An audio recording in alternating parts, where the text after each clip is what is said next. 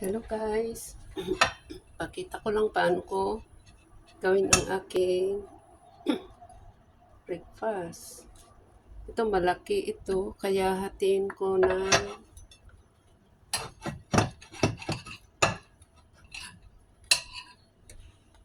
ito lang kainin ko. Keep natin ito, keep ko ito para sa bukas. Tapos slice ko ng manipis.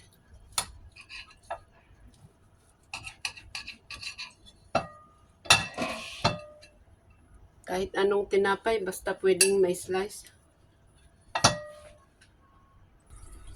Gumawa ako ng aking sariling gawang spread. Ito ay yung ginadgad na cucumber, tuna at saka konting mayonnaise. Ganun lang siya.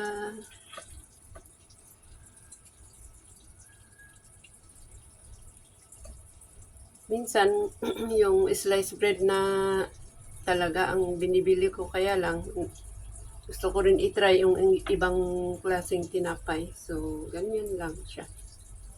Kaya na po tayo. Salamat sa panonood. Ganyan lang siya. Tikman nga natin. Masarap. Okay din.